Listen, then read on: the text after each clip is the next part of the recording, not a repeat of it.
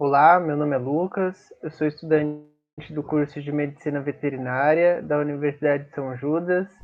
Eu estou no oitavo semestre, estou aqui participando desse programa de extensão e reforço escolar, junto com a professora Cíntia Pittini, ela que é a coordenadora desse projeto. Bem, como eu sou estudante da área da saúde, eu vou falar de tema relevante da área da saúde, que é a parte de fisiologia, com o tema de saúde e bem-estar, iniciando pelo sistema digestório de seres humanos. Ele é um sistema com contato constante com o ambiente externo do nosso corpo. Então, a gente pode dizer que o sistema digestório, esse tubo digestivo, que inicia na boca e vai até o ânus, ele é um sistema externo. Mas por que externo? Porque o alimento que a gente coloca na nossa boca, ela vem de uma fonte externa, ela vem de uma fonte que é fora de dentro do nosso organismo. Então, quando segue esse tubo por boca, faringe, esôfago, estômago, intestino delgado, intestino grosso, reto e ânus, a gente está fazendo um processo desde o início até o final de uma estrutura que tem contato com o ambiente. Então, ele não é um sistema fechado, né, onde nada entra e nada sai facilmente, como é o sistema circulatório. E para auxiliar essas estruturas do nosso tubo digestório, temos glândulas anexas, que entre elas estão as glândulas salivares, o fígado e o pâncreas. O nosso processo de digestão, ele se inicia na boca. Então, o ato da gente, como por exemplo, pegar um pão e fazer a apreensão dele com nossos dentes e rasgar esse pão, já inicia todo o processo da digestão, já prepara o nosso organismo para receber o alimento. Então, o ser humano, como é um mamífero, né, a maioria dos mamíferos mastigam o alimento antes dele atravessar a faringe. Então, a ideia desse alimento mastigado é que os dentes, pelo ato mecânico, diminua o tamanho do alimento. E além disso, graças à presença e ao auxílio, né, das glândulas anexas, que nesse caso que são as glândulas salivares, elas vão fazer a umidificação do alimento, que é graças à saliva que é produzida, e na saliva a gente tem uma enzima digestiva muito importante que é a amilase salivar ou a pitialina. Essa enzima, ela vai degradar, ela vai quebrar o carboidrato. E um dos carboidratos que são quebrados é o amido. Quando a gente pensa no amido, o amido ele é o principal substância de reserva energética de plantas e fungos. E nós, seres humanos, quando a gente fala de reserva energética, a gente também possui uma substância que é chamada de glicogênio. Ele é um carboidrato, ele fica armazenado no fígado e também nos músculos, que servem para energia em horas de exaustão do nosso corpo ou de não alimentação, que o glicogênio é armazenado para ajudar no funcionamento, né, para a gente não sair desmaiando por aí, e também para os momentos de explosão em determinados esportes ou em determinada situação que você precisa correr e você precisa de uma energia a mais, é o glicogênio que irá ajudar o funcionamento correto do organismo. Quando a gente fala que a digestão ela começa na boca, a gente tem que entender quais são as funções e quais são as estruturas que compõem a boca. A função, como eu disse, é a mastigação e a produção de saliva, graças à glândula salivar, e as estruturas que compõem língua, dentes e glândulas salivares.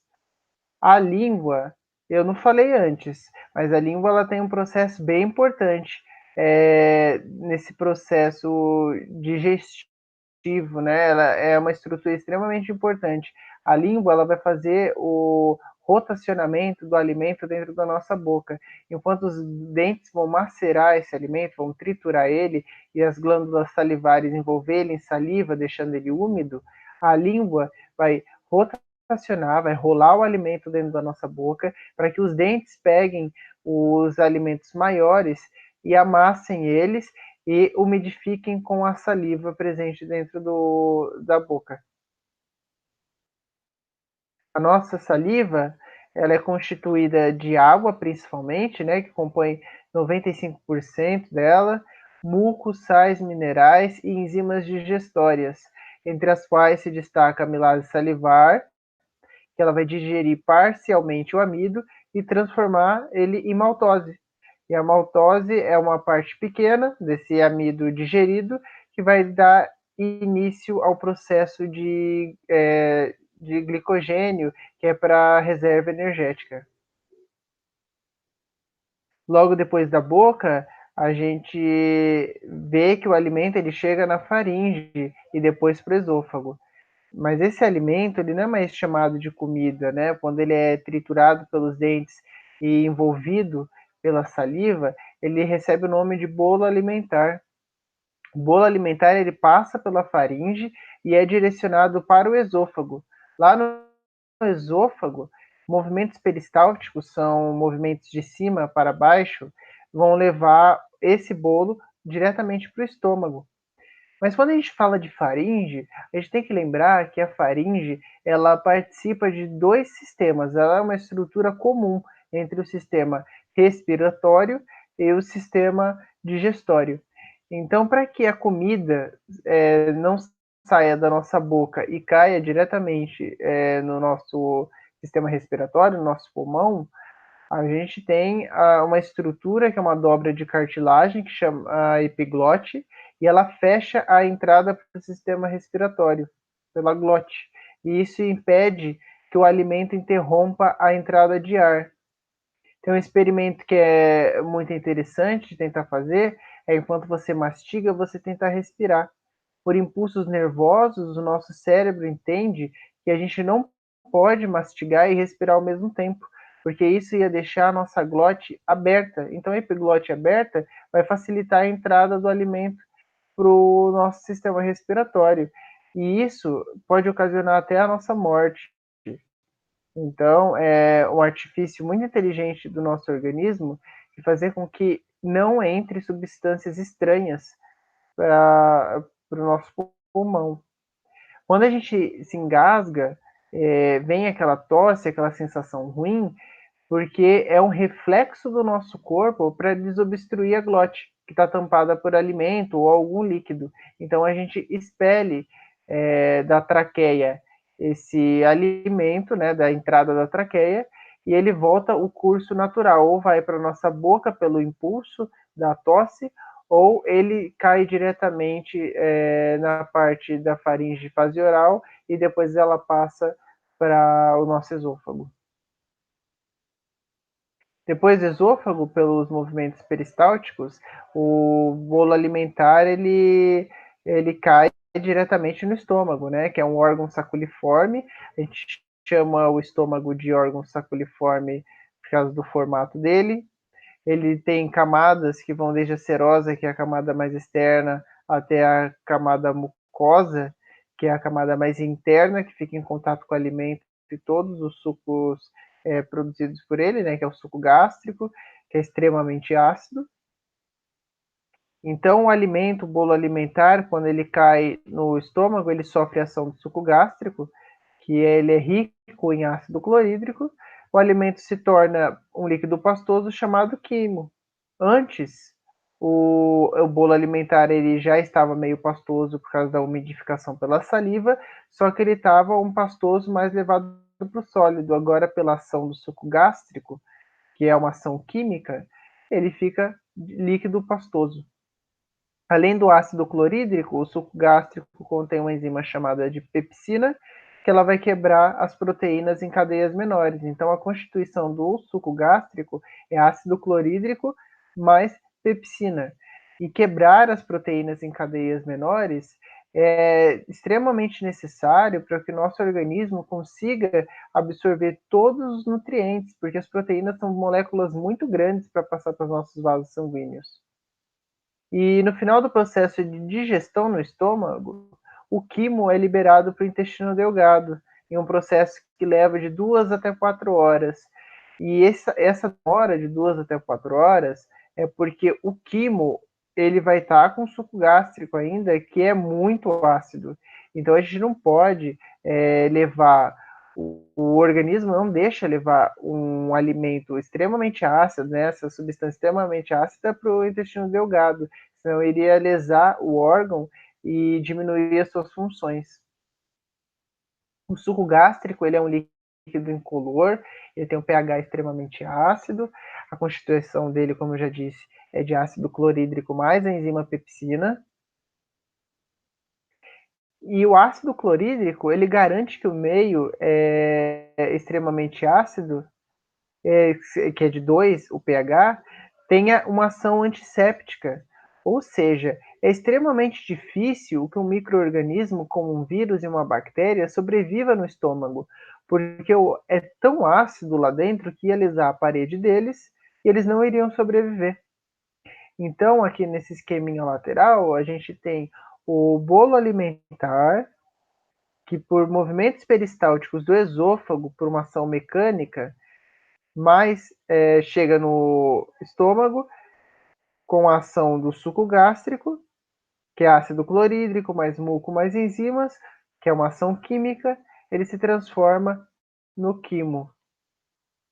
A pepsina, ela vai quebrar, né, ela vai digerir as proteínas, é a principal enzima do estômago, então uma proteína muito grande, ela não vai conseguir ser absorvida para o nosso organismo, então ia ter uma falha da absorção de nutrientes. Aí chega a parte da digestão no intestino delgado. Esse órgão ele é dividido em 3 partes, o duodeno, o jejunum e o ilho. E no intestino delgado a gente tem a ação das glândulas anexas, que é a bile e o suco pancreático, além do suco intestinal que é produzido pelo próprio intestino.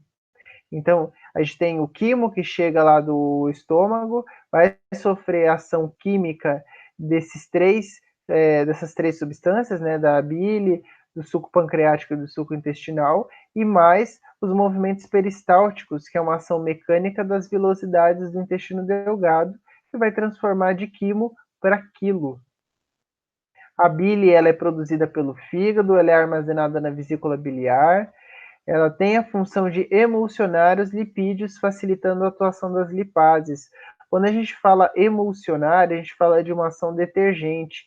Não quer dizer que a bile é uma enzima, ela atua só como uma espécie de detergente mesmo. Quando a gente faz uma fritura numa panela, para fazer a limpeza, a gente precisa de um detergente para realizar a limpeza, para que essa gordura desgrude do fundo da panela. Então a bile vai fazer exatamente a mesma coisa dentro do nosso intestino delgado.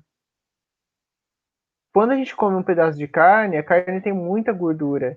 Então a bile entra aí para fazer com que essa gordura seja quebrada e com que a gente consiga absorver o máximo possível de nutrientes que estavam presentes nesses lipídios. A bile ela também determina a coloração das fezes. O pâncreas é uma glândula alongada, ela está anexa ao duodeno, né, bem coladinha, situada sob o estômago, ou seja, está lá abaixo do estômago. Produz o suco pancreático rico em enzimas com pH em torno de 9. pH 9 é um pH bem alcalino, ao contrário do pH do suco gástrico, que gira em torno de 2. Então, o suco pancreático ele vai ajudar a diminuir e transformar o quimo em pH básico, para que ele possa passar tranquilamente pelo intestino delgado. O suco pancreático ele é composto de tripsina, quimiotripsina e peptidase, que são enzimas que quebram as proteínas, lipase, que vai atacar os lipídios, né? Vai quebrar mais ainda aqueles lipídios que já foram emulsionados, que já foram sofridos pela ação detergente da bile. Também tem a amilase pancreática, que atua sobre o amido, que já foi uma vez quebrado lá na boca por causa da amilase salivar. E o suco pancreático ele é rico em bicarbonato de sódio, ou seja, ele vai neutralizar no intestino a acidez do quimo, que foi o que eu disse. O pH 2 do quimo é incompatível com a vida do intestino delgado? Suco intestinal, que é produzido pelo próprio intestino, ele é composto de peptidase, também vai quebrar as proteínas. A função de toda essa quebra de proteína é sempre visando a absorção de nutrientes, o máximo possível pelo nosso organismo. A lactase, ela é uma enzima que quebra a lactose, que é o açúcar do leite. Hoje em dia a gente vê muito leite no mercado que fala que é sem lactose, para as pessoas que têm intolerância, né? Só que não quer dizer que o leite não tem o açúcar, né, que é a lactose. Na verdade, é um nome comercial que se dá, né, que não tem lactose, mas na verdade eles acrescentam a enzima lactase para ajudar as pessoas que são deficientes dessa enzima a fazer o processo de digestão normalmente.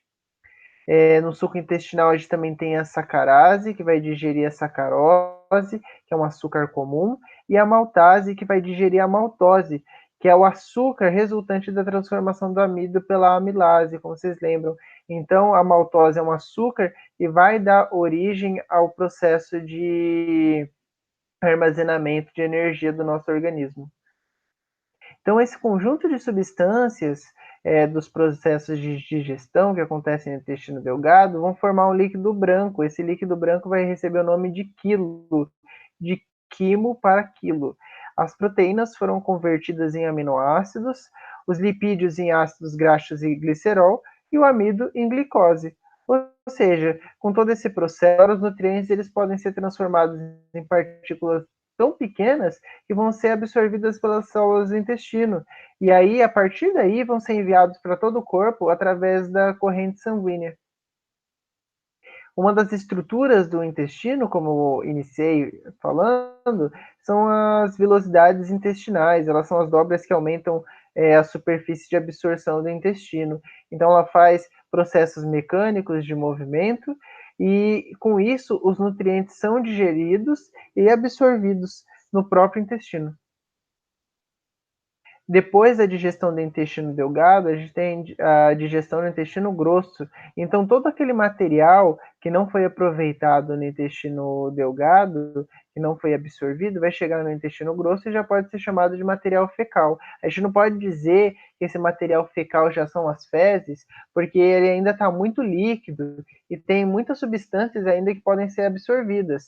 E as principais substâncias para a manutenção do nosso organismo é cloro, sódio e água, e elas vão ser absorvidas logo nas primeiras porções do intestino grosso. Nessa parte, tem uma grande quantidade de bactérias também que produzem as vitaminas que são essenciais para a nossa vida, que são as vitaminas K e B12. No final do intestino grosso, graças a essa grande absorção da quantidade de água, o material fecal pode agora ser chamado de fezes, porque ele vai ter uma consistência sólida e vai ficar armazenado por um tempo, até que ele receba reflexo e seja eliminado. Então, as fezes elas são constituídas por bactérias, por células, por gorduras, proteínas e sais dissolvidos, além das fibras. O intestino grosso, então, ele tem as funções de reabsorção de água, principalmente para a manutenção da nossa vida, a formação e acúmulo de fezes. A digestão no intestino grosso, ela vai se dividir sempre em 3 segmentos. Começa no seco, depois cólon, né, com as suas subdivisões, que é cólon ascendente, transverso e descendente, e reto. E depois do reto vai desembocar no ânus, né, que é o final para fazer o final do processo digestivo, que é a eliminação das fezes. E é isso, pessoal. Espero que vocês tenham gostado e abraços.